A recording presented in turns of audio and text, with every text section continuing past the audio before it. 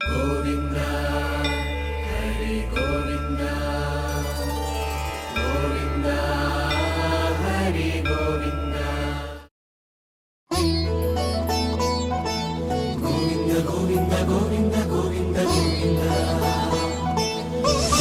గోవింద గోవింద గోవింద గోవింద గోవింద.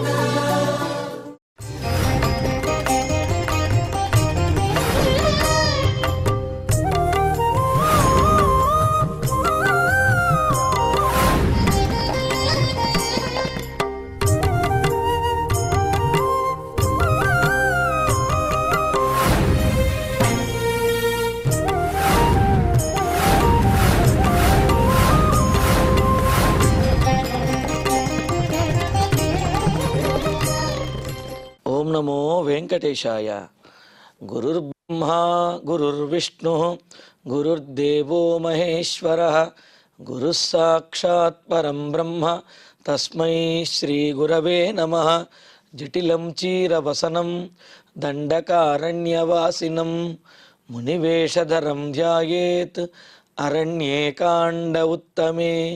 శ్రీరామచంద్ర పరబ్రహ్మణే నమః. అథ శ్రీమద్ రామాయణే ఆదికావ్యే అరణ్యకాండే అష్టషష్టితమః సర్గః. జటాయో యది శక్నోషి వాక్యం వ్యాహరితుం పునః సీతామాఖ్యాహి భద్రంతే వధమాఖ్యాహి చాత్మనః. రామచంద్రుడు అంటున్నటువంటి మాటలు. రాముడు పంచవటిలో సీతాదేవి కనిపించక ప్రకృతిలో కనిపించినటువంటి సూచనల మేరకు దక్షిణ దిక్కుగా వెళుతూ అక్కడ ఆ విరిగిపోయినటువంటి రథములన్నీ కూడా చూస్తూ మరింత ముందుకు వెళ్ళేటప్పటికీ అక్కడ ఒక పెద్ద పక్షిని చూచి అతడు రాక్షసుడేమో అని మొదట భావించినా బాణం ఎక్కుపెట్టినప్పటికీ కూడా ఆ జటాయువు రావణాసురుడి చేతిలో హతుడైనటువంటి తనను మరలా రామచంద్ర నీవు కూడా వధించవద్దయ్యా నన్ను, ఆ రావణుడు నీ సీతను నా ప్రాణములను కూడా హరించేశాడు అని చెబితే రాముడు ఆ జటాయువును పట్టుకుని ఎంతగానో విలపించి జటాయువుని చూస్తూ లక్ష్మణుడితో అన్నాడు, చూసావా లక్ష్మణ, నా అభాగ్యం అనేది దురదృష్టం అనేది నాకు సహాయం చేయాలనుకుంటున్నటువంటి ఈ జటాయువుకు కూడా ఈ విధంగా స్థితిని తీసుకువచ్చింది. తండ్రి గతించాడు, రాజ్యం పోయింది, వనవాసానికి వస్తే భార్యని ఎవరో అపహరించేశారు, రక్షించడానికి నా భార్యను రక్షించడానికి ప్రయత్నించినటువంటి జటాయువు కూడా ఈ విధంగా మరణించాడు. కావున నా దురదృష్టం చాలా దారుణమైనటువంటిది, నేను కనుక సముద్రంలో దిగితే సముద్రం కూడా ఎండిపోతుందేమో అని ఈ విధంగా బాధపడుతూ నా కోసమని 60,000 సంవత్సరముల వయసు కలిగినటువంటి ఈ వృద్ధుడు పోరాడి ప్రాణాపాయ స్థితికి వచ్చాడు అంటే ఎంతటి దారుణము అని ఆ జటాయువుని కౌగిలించుకుని విలపిస్తూ జటాయువుని మరలా అంటున్నాడు, ఓ జటాయువు, నీవు చెప్పగలిగితే సీతాదేవిని ఎవరు అపహరించారు, ఎందుకు అపహరించారు, ఆ వివరాలను ఒక్కసారి మరలా తెలియజేయమని చెప్పి అంటున్నాడు. అంటే రావణుడు సీతాదేవిని అపహరించాడు అనే మాట వరకు ముందే చెప్పేశాడు. అయితే రావణుడు ఎవడు, అసలు ఎందుకని సీతాదేవిని అపహరించాడు, అపహరించి ఎటు తీసుకువెళ్ళాడు, ఈ వివరాలు తెలియాలి కదా. అందుకని చెప్పి నీవు చెప్పగలిగితే ఇబ్బంది లేకపోతే చెప్పమని అంటున్నాడు. అసలు జటాయువు తన కొన ప్రాణములను నిలుపుకుని రామచంద్రుని కోసం వేచి ఉన్నదే ఆ వివరములు చెప్పటం కోసం కదా. మరి అదే రావణుడు అడుగుతూ ఉన్నాడు, కిన్నిమిత్తో హరత్సీతాం రావణస్తస్య కిం మయా అపరాధం తుయం దృష్ట్వా రావణేన హృతా ప్రియా. కిన్నిమిత్తః రావణః సీతాం అహరత్. అసలు రావణాసురుడు ఏ కారణంగా సీతాదేవిని అపహరించాడు, పైగా నేను రావణాసురుడికి చేసినటువంటి అపరాధం ఏమిటి, ఏం ద్రోహం చేశాను నేను. యం దృష్ట్వా రావణేన ప్రియాహృత, నేను చేసినటువంటి ఏ అపరాధాన్ని చూచి ఎందుకోసమని రావణాసురుడు నా ప్రియమైనటువంటి సీతాదేవిని అపహరించాడు. మయా తస్య కిం కృతం, అసలు నా ప్రాణ సమానమైనటువంటి సీతాదేవిని అపహరించేంతటి తప్పు లేకపోతే అంతటి ద్రోహం నేను రావణాసుడికి నేను ఏం చేశాను, ఎందుకని ఈ విధంగా నాకు ద్రోహం చేశాడు, నా సీతాదేవిని అపహరించాడు రావణాసురుడు అని అంటే ఇంకా అంటున్నాడు, కథం తచ్చంద్ర సంకాశం ముఖమాసీన్ మనోహరం సీతయా కాని చోక్తాని తస్మిన్ కాలే ద్విజోత్తమా. ద్విజోత్తమ, పక్షులలో శ్రేష్ఠుడమైనటువంటి ఓ జటాయు, చంద్రసంకాశం మనోహరం తత్ముఖం, చంద్రునితో సమానమైనటువంటి ఆహ్లాదపరిచేటటువంటి మనస్సులను ఆనందపరిచేటటువంటిదైన ఆ సీతాదేవి యొక్క ముఖము, మనోహరం తన్ముఖం కథమాసీత్, ఎలా ఉన్నది? రావణాసురుడు సీతాదేవిని అపహరిస్తూ ఉంటే ఆమె యొక్క ముఖం ఏ విధంగా ఉన్నది, ఎలా భయపడుతూ ఉన్నది, ధైర్యంగా ఉన్నదా, ఏమైనా చెప్పిందా, బాధపడుతూ ఉన్నదా, ఎలా ఉన్నది అని చెప్పి సీతాదేవి ఏ విధంగా అపహరించే సమయంలో ఉన్నది అనే విషయాన్ని అడుగుతూ, తస్మిన్ కాలే కాని సీతయా ఉక్తాని వాక్యాన్ని, అలా రావణాసురుడు సీతాదేవిని అపహరించి తీసుకుపోతూ ఉంటే నీవు మరి మధ్యలో అడ్డుకుని సీతాదేవిని రక్షించడానికి ప్రయత్నించావు కదా, అప్పుడు సీతాదేవి నీకేమైనా చెప్పిందా, ఆమె పలికినటువంటి పలుకులు ఏమిటి, ఆమె ముఖం ఎలా ఉన్నది అని అంటూ, కథం వీర్య కథం రూప కిం కర్మా సచ రాక్షస క్వచాస్య భవనం తాత బ్రూహి మే పరిపృచ్ఛత. తండ్రి అంటే తన తండ్రి అయినటువంటి దశరథ మహారాజుకి స్నేహితుడు, అంతటి వయసు కలిగిన వాడు కావున ఈ జటాయువును కూడా తాత, తండ్రి అని చెప్పి సంబోధిస్తూ, సహ రాక్షస కథం వీర్య, సీతాదేవిని అపహరించినటువంటి ఆ రాక్షసుడు ఎటువంటి పరాక్రమం కలిగినటువంటి వాడు, కథం రూప ఎటువంటి రూపం కలిగినటువంటి వాడు, అస్య భవనం క్వచ అతని యొక్క నివాస స్థానం, అతను ఉండేటటువంటి ప్రదేశం ఏది, ఎక్కడ ఉంటాడు, ఇవన్నీ కూడా నాకు తెలియజేయవయ్యా అని అంటూ, తముద్వీక్ష్యాధీనాత్మ విలపంతమనంతరం వాచాతి సన్నయా రామం జటాయురిదమబ్రవీత్.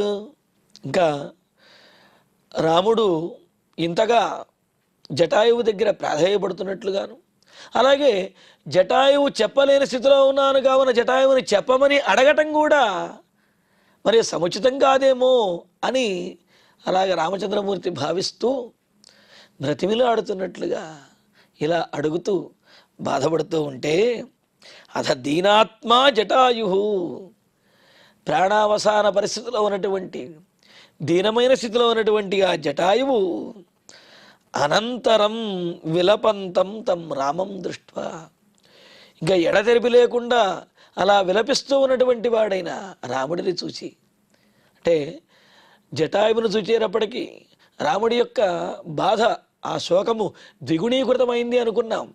సీతాదేవి దూరమైనది అని ఒక బాధ, అలాగే తనకు ఆత్మబంధువు అయినటువంటి జటాయువు ప్రాణాపాయ పరిస్థితిలో ఉన్నాడని ఈ రెండు బాధలతోటి విలపిస్తున్నాడు కదా.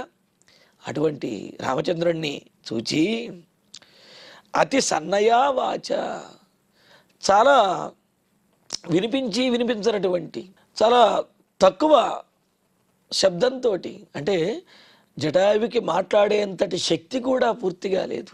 ఎందుకంటే రెక్కలు నరికేయటం, కాడు నరికేయటంతో పూర్తిగా రక్తశక్తమైపోయి శరీరంలో కొన ప్రాణములు మాత్రమే ఉన్నాయి. అందుకని మాట్లాడలేక చాలా తక్కువ స్వరంతో మాట్లాడుతూ ఇదమబ్రవీత్, ఈ విధంగా ఈ మాటలు చెబుతున్నాడు. హృతాసా రాక్షసేంద్రేణ రావణేన విహాయస మాయామాస్థాయ విపులాం వాత దుర్దిన సంకులాం. రాక్షసేంద్రేణ, రాక్షసులకు రాజు అయినటువంటి ఆ రావణాసురుని చేత వాత దుర్దిన సంకులాం, మేఘచ్ఛన్నేతు దుర్దినం అని అంటారు. అంటే ఏ రోజైతే సూర్యుడు కనిపించకుండా మేఘముల చేత ఆకాశం ఆవృతమై ఉంటుందో, ఆకాశం కప్పబడి ఉంటుందో, ఆ రోజుని దుర్దినము అని అంటారు. అలాగా ఆకాశమును మేఘములు కమ్మినట్లుగా, అలాగే ఆ సూర్యుని యొక్క ప్రకాశం భూమి మీద పడకుండా ఆ భూమి పైన ఆ మేఘములు కమ్మేసినట్లుగా మాయను కమ్మి మాయలు పన్నినటువంటి వాడైన మాయామాస్థాయ మాయ చేత సీతాదేవిని అపహరించాడు. విహాయసా సాహృత ఆకాశ మార్గంలో సీతాదేవిని అపహరించి రావణాసురుడు తీసుకువెళ్ళాడు అని అంటూ పరిశ్రాంతస్య మే తాత పక్షౌ చిత్వా స రాక్షసః సీతామాదాయ వైదేహీం ప్రయాతో దక్షిణాం దిశం. రామచంద్ర, నేను ఎంతో ప్రయత్నించానయ్యా, ఆ రావణాసురుడితో పోరాడినప్పటికీ కూడా అలా పోరాడి అలసిపోయినటువంటి నన్ను ఖడ్గముతోటిన రెక్కలను నరికి ఇలా నన్ను నేలకూల్చి రావణాసురుడు సీతాదేవిని అపహరించి తీసుకుపోయాడు. తాత అంటే పుత్రుని మీద ప్రేమతోటి తండ్రి తన కొడుకుని నాయనా నాయనా అని చెప్పే విధంగా అయితే పిలుస్తాడు, అలాగే జటాయువు కూడా రాముని యందు ఉండే వాత్సల్యంతో ఆ భక్తితోటి ఇలా పిలుస్తున్నాడు. తాత తండ్రి. సహా రాక్షస ఆ రావణాసురుడు పరిశ్రాంతస్య మే పక్షౌ చిత్వా అలసి సొలసిపోయినటువంటి నా రెక్కలను చిత్వా నరికి తెగ్గొట్టి వైదేహీం సీతాం విదేహరాజ కుమార్తె అయినటువంటి ఆ సీతాదేవిని ఆదాయ దక్షిణాం దిశం ప్రయాత సీతాదేవిని గ్రహించి ఆ ఆకాశ మార్గంలో దక్షిణ దిక్కుగా వెళ్ళాడు. ఆ తర్వాత ఉపరుధ్యంతి మే ప్రాణా దృష్టిర్భ్రమతి రాఘవ పశ్యామి వృక్షాన్ సౌవర్ణాన్ ఉషీరకృతమూర్ధజాన్. ఇంతకుముందు కూడా అనుకున్నాం మనం, అవసాన స్థితి వచ్చినప్పుడు, ప్రాణాపాయ పరిస్థితిలో ఉన్నప్పుడు, అంటే ప్రాణములు పోయే పరిస్థితి వచ్చినప్పుడు బంగారపు వృక్షములు కనిపిస్తాయి అని చెప్పి, ఆ బంగారపు వృక్షములు కూడా వేళ్లతో జడలు వేసినట్లుగా కనిపిస్తాయి అని చెప్పి మనం అనుకున్నాం. మరి అలాగా ఇప్పుడు జటాయువుకి ఆ బంగారపు వృక్షములు కనిపిస్తున్నాయట. అందుకని మరి జటాయువుకి కూడా చాలా ఆయన శకున శాస్త్రం అంతా తెలిసినటువంటి వాడు, జ్యోతిష్ శాస్త్రం కూడా తెలిసినటువంటి వాడు. ఈ మాట ఎలా చెబుతామండి అని అంటే, సీతారామ లక్ష్మణులు ఆ పంచవటికి వచ్చే సమయంలో జటాయువు కూడా కనిపించాడు. పంచవటి తీరంలోనే జటాయువు కనిపించాడు. కనిపించినప్పుడు ఆయన ఒక మాట అన్నాడు, రామ, నీవు లక్ష్మణుడు సీతాదేవికి దూరంగా వెళ్ళినప్పుడు నేను ఆ సీతాదేవిని కాపాడుతాను, నేను ఆమెకు రక్షణగా ఉంటాను అని చెప్పి జటాయువు అన్నాడు. కానీ ఒక్కసారి ఆలోచిస్తే అంత దట్టమైనటువంటి అడవిలో ఆ పంచవటిలో సీతాదేవికి రక్షణగా ఉండకుండా రాముడు లక్ష్మణుడు ఇద్దరు కూడా దూరంగా వెళతారు అని జటాయువు గట్టా తెలిసింది. అసలు అటువంటి పరిస్థితి వస్తుంది అని చెప్పి జటాయువు ముందే ఎలా ఊహించగలిగాడు అని అంటే, జటాయువుకి భవిష్యత్తు కూడా తెలుసు. అదేవిధంగా ఆ గ్రహస్థితులను బట్టి కూడా జటాయువు రామలక్ష్మణుడు సీతాదేవికి దూరంగా వెళతారు, ఆ సందర్భంలో తాను సీతాదేవిని కాపాడవలసినటువంటి పరిస్థితి వస్తుంది అని చెప్పి ముందే ఊహించినటువంటి వాడై, మరి ఆ పంచవటికి వచ్చినటువంటి సందర్భంలోనే, సీతారామ లక్ష్మణులు వచ్చిన సందర్భంలోనే జటాయువు అన్నాడు, రామలక్ష్మణులైనటువంటి మీరిద్దరూ దూరంగా వెళ్ళినప్పుడు నేనే ఈమెకు రక్షణగా ఉంటాను అని చెప్పి. మరి అటువంటి జటాయువు తనకు కనిపిస్తున్నటువంటి ఇప్పుడు ప్రాణావసాన పరిస్థితుల్లో ఉన్నాను అని చెప్పుతూ, రామచంద్ర మే ప్రాణాః ఉపరుధ్యంతి, నా ప్రాణములు బిగుసుకుపోతూ ఉన్నాయి, నా శరీరం నుండి విడిచి వెళ్ళిపోయే పరిస్థితికి వచ్చాయి. అంటే మరణ వేదనతోటి ప్రాణములన్నీ కూడా విలవిలలాడుతూ ఉన్నాయి. దృష్టి భ్రమతి, నా చూపు మందగిస్తూ ఉన్నది, నా కళ్ళు తిరుగుతూ ఉన్నాయి. ఉషీరకృత మూర్ధజాన్ అంటే ఒట్టివేళ్లతోటి జడలు వచ్చినట్లుగా ఉన్న మరి ఆ సౌవర్ణాన్ వృక్షాన్ పశ్యామి, సువర్ణ ఖచ్చితమైనటువంటి అంటే బంగారు నిర్మితమైనటువంటి వృక్షములను చూస్తూ ఉన్నాము అని అన్నాడు. అంటే బంగారపు వృక్షములు కలలో కనిపించిన అదేదో ఐశ్వర్యం ప్రాప్తిస్తుంది అనుకుంటే పొరపాటు, బంగారపు చెట్లు గనక కలలో కనిపించాయి అంటే అది అవసాన దశను అపాయాన్ని సూచిస్తున్నది అని అర్థం. ఇక్కడ జటాయువు అంటున్నాడు, అదిగో అటువంటి బంగారపు చెట్లు, అలాగే వట్టివేళ్లతో కూడినటువంటి జడలు ఉన్నట్లుగా బంగారపు చెట్ల మీద కనిపిస్తూ ఉన్నాయి. ఇది చూస్తూ ఉంటే నా ప్రాణములు ఇంకా శరీరాన్ని విడిచి వెళ్ళిపోయే పరిస్థితి వచ్చిందని అనిపిస్తున్నది అని అంటూ, ఏనయాతో ముహూర్తేన సీతామాదాయ రావణ విప్రణష్టం ధనం క్షిప్రం తత్స్వామి ప్రతిపద్యతే. మరి జటాయువు గొప్ప జ్యోతిష్శాస్త్రవేత్త అని చెప్పడానికి మరొక తార్కాణం కూడా చూడండి, ఈ శ్లోకంలో చెబుతున్నాడు. అసలు నేను ఉన్నటువంటి పరిస్థితుల్లో ఎక్కువగా నేను నీకు చెప్పలేను రామచంద్ర, కానీ ఒక మాట మాత్రం చెప్పగలను, సీతాదేవిని ఖచ్చితంగా నీవు మరలా పొందగలుగుతావు, దక్కించుకోగలుగుతావు అని అంటున్నాడు. ఎలాగా, ఎందుకు అని అంటే, ఏన ముహూర్తేన రావణ సీతామాదాయ యాత, ఏ ముహూర్తంలో అయితే రావణాసురుడు సీతాదేవిని మాయతోటి అపహరించి తీసుకువెళ్ళిపోయాడో, విప్రణష్టం అంటే నీవు సీతాదేవిని కోల్పోయావో, ఆ ముహూర్తం యొక్క తత్వం ఏమిటంటే, ఆ ముహూర్తం యొక్క ఫలం ఏమిటి అంటే, ఆ కాలానికి అంటే ఆ కాలంలో అపహరించడం ద్వారా జరిగేటటువంటి పరిణామం ఏమిటి అని అంటే, విప్రనష్టం ధనం తత్స్వామి ప్రతిపద్యతే. ఎవరైతే ఆ ధనాన్ని కానీ లేకపోతే ఆయా మనుషులను కానీ ఎవరైతే కోల్పోతారో వాళ్ళు మరలా వారి నుండి అంటే ఆ దొంగిలించినటువంటి వారి నుండి ఆ ధనాన్ని మరలా పొందగలుగుతారు అని అంటున్నాడు.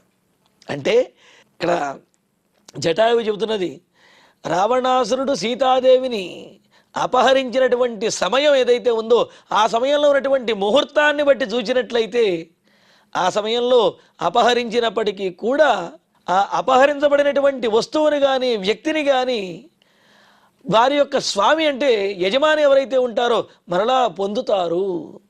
అలాగే అపహరించినటువంటి వాడికి పరాభవం అనేది తప్పదు అని చెప్పి జటాయు అంటూ ఉన్నాడు. కావున నీవు తప్పనిసరిగా మరలా సీతాదేవిని పొందుతావు రామచంద్ర అని అంటూ, మరి ఆ ముహూర్తం ఏమిటి అంటే దానికి చెబుతున్నాడు, విందో నామ ముహూర్తోయం సచకాకుత్స్థనాబుధత్ త్వత్ప్రియాం జానకీం హృత్వా రావణో రాక్షసేశ్వరః ఝషవద్బడిశం గృహ్య క్షిప్రమేవ వినశ్యతి.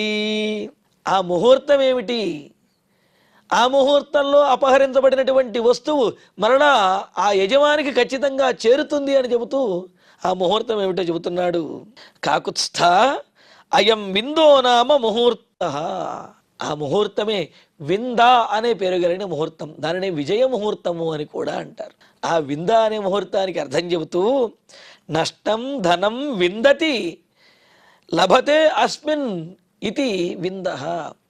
ఏ ముహూర్తంలో అయితే కోల్పోయినటువంటి ధనాన్ని కానీ వ్యక్తిని కానీ మరలా తిరిగి పొందగలుగుతారు, అంటే ఏ ముహూర్తంలో కోల్పోయినటువంటి వ్యక్తిని కానీ వస్తువుని కానీ మరలా పొందగలుగుతారో ఆ ముహూర్తాన్ని వింద ముహూర్తము అని అంటారు.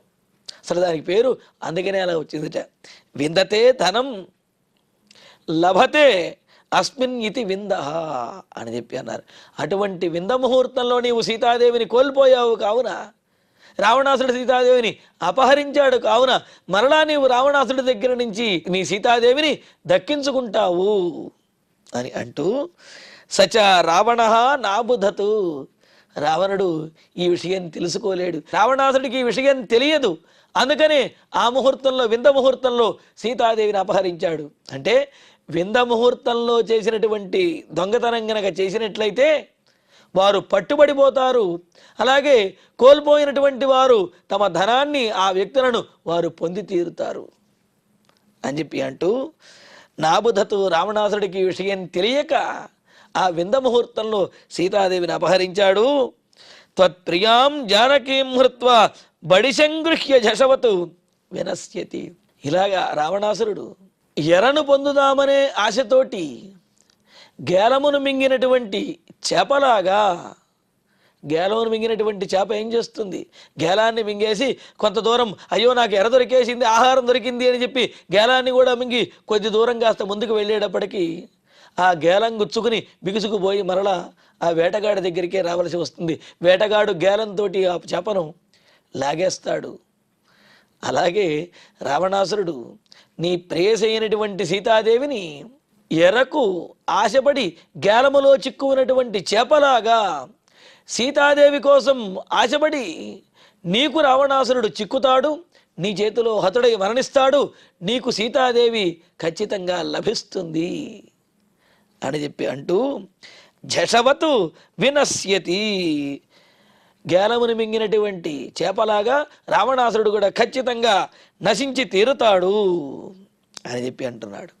మరి ఇక్కడ విందాముహూర్తం అనేది మనకు రోజులో ఏ సందర్భంలో వస్తుంది అనేది ఒకసారి గమనించినట్లయితే, ఒక రోజుకి 60 గడియలు, 2 గడియలకు ఒక ముహూర్తం చొప్పున, అంటే రోజుకి 30 ముహూర్తములు వస్తాయి.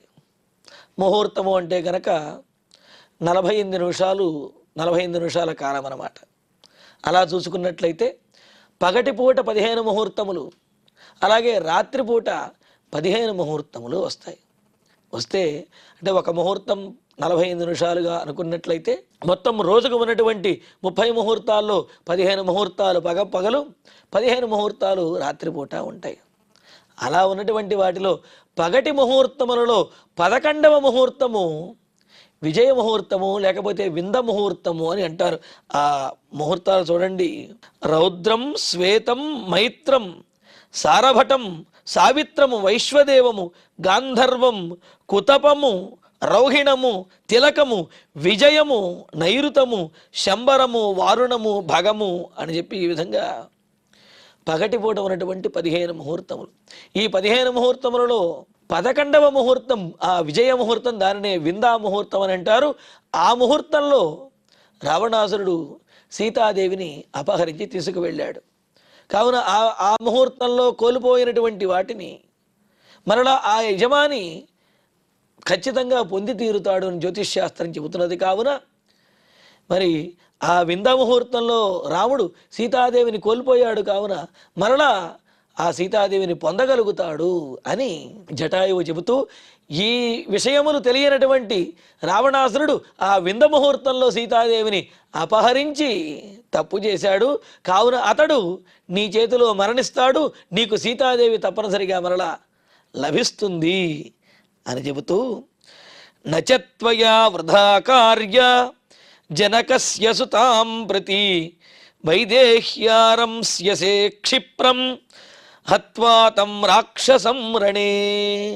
రామచంద్ర, నీవు ఎక్కువగా చింతించవద్దయ్యా, శోకించవద్దు. నీవు జనకస్య సుతాం ప్రతి త్వయా వ్యధా నకార్య, జనక మహారాజు కుమార్తె అయినటువంటి నీకు భార్య అయినటువంటి సీతాదేవి గురించి ఎక్కువగా నీవు బాధపడవద్దంటే, భార్య దూరం అయితే బాధ అనేది కలుగుతుంది, కానీ మరలా నేను ఆమెను పొందలేనేమో అనంతటి బాధను మాత్రం నీవు పొందవద్దు.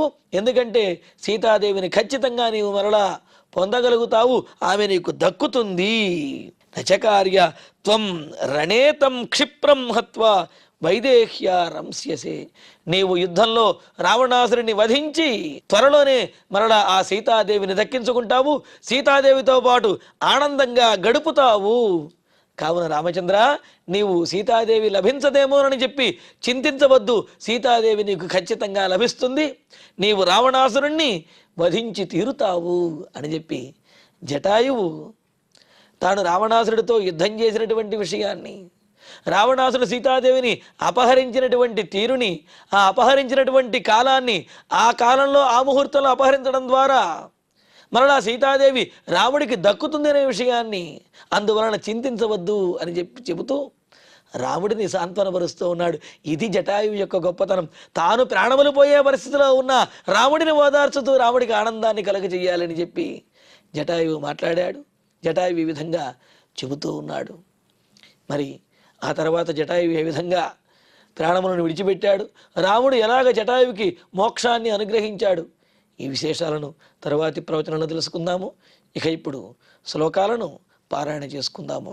జటాయో యది శక్నోషి వాక్యం వ్యాహరితుం పునః సీతామాఖ్యాహి భద్రంతే వధమాఖ్యాహి చాత్మనః కిన్నిమిత్తో హరత్సీతాం రావణస్తస్య కిం మయా అపరాధంతో యం దృష్ట్వా రావణేన హృతా ప్రియా కథం తచ్చంద్రసంకాశం ముఖమాసీన్మనోహరం సీతయా కాని చోక్తాని తస్మిన్ కాలే ద్విజోత్తమా కథం వీర్యః కథం రూపః కిం కర్మ స చ రాక్షసః క్వచాస్య భవనం తాత బ్రూహి మే పరిపృచ్ఛతః తముద్వీక్ష్యాధదీనాత్మా విలపంతమనంతరం వాచాతి సన్నయా రామం జటాయురిదమబ్రవీత్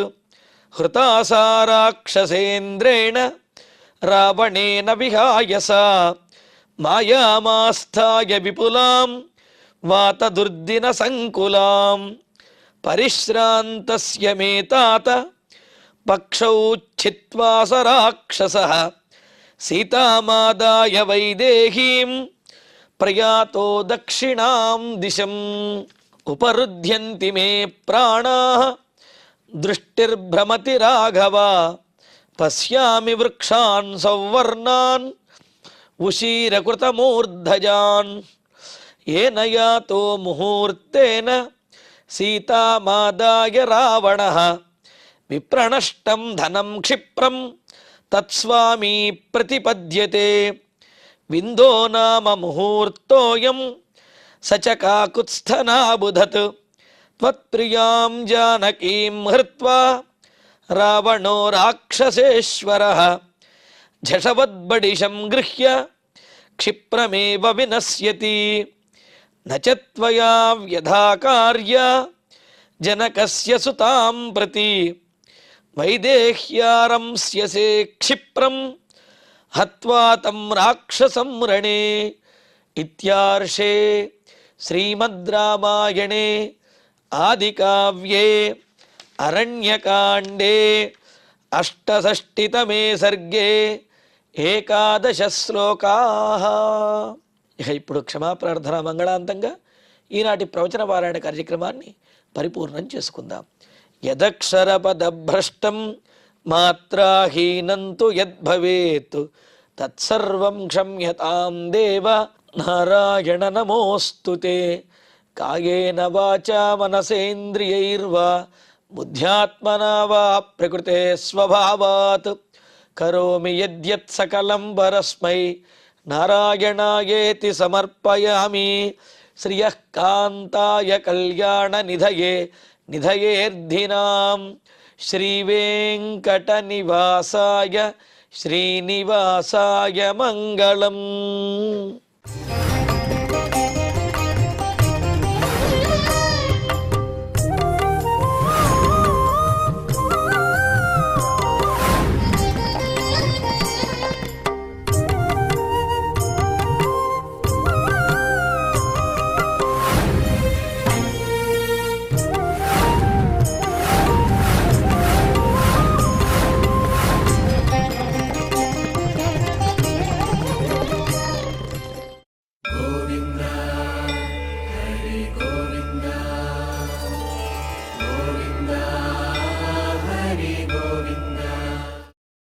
ఓం నమో